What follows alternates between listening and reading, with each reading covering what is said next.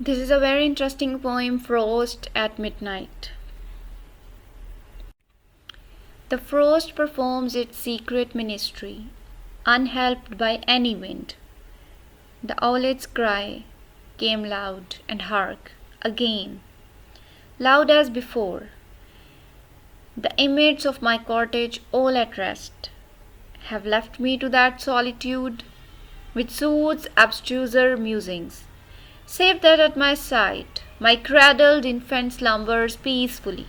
'Tis calm indeed, so calm that it disturbs and vexes meditation with its strange and extreme silentness. Sea, hill, and wood, this populous village, sea and hill and wood, with all the numberless goings on of life. Inaudible as dreams, the thin blue flame lies on my low burnt fire, and quivers not. Only that film which fluttered on the grate still flutters there, the sole unquiet thing. Methinks its motion in this hush of nature gives it dim sympathies with me who live, making it a companionable form, whose punny flaps and freaks the idling spirit, by its own moods interprets everywhere echo or mirror seeking of itself, and makes a toy of thought.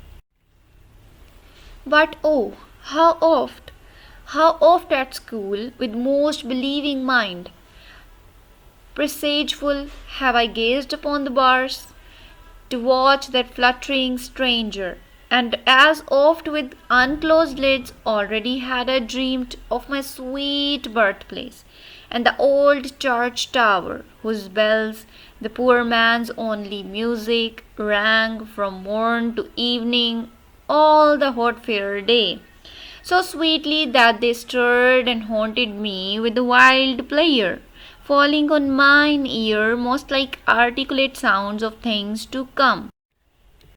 So gazed I, till the soothing things I dreamed lulled me to sleep, and sleep prolonged my dreams.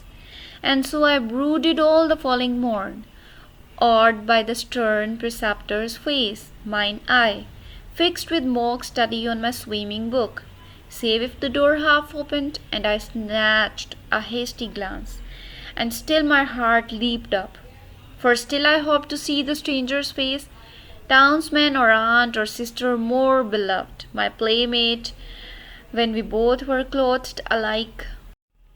Dear babe, that sleepest cradled by my side, whose gentle breathings heard in his deep calm, fill up the interspersed vacancies and momentary pauses of the thought. My babe so beautiful, it thrills my heart with tender gladness, thus to look at thee, and think that thou shall I learn far other lore, and in far other scenes, for I was reared in the great city, pent mid cloisters dim.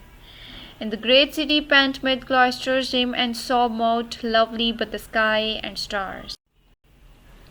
But thou, my babe, shalt wander like a breeze by lakes and sandy shores, beneath the crags of ancient mountain, and beneath the clouds with which image in their bulk both lakes and shores, and mountain crags. So shalt thou see and hear the lovely shapes and sounds intelligible of that eternal language, which thy God utters, who fro eternity doth teach, himself in all and all things in himself.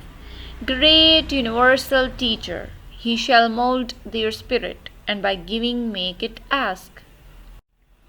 Therefore all seasons shall be sweet to thee, whether the summer clothe the general earth with greenness, or the red-breast sit and sing, betwixt the tufts of snow on the bare branch of mossy apple tree, while the night rat smokes in the sun thaw, whether the eve drops fall, heard only in the trances of the blast, or if the secret ministry of frost shall hang them up in silence, essels quietly shining to the quiet moon.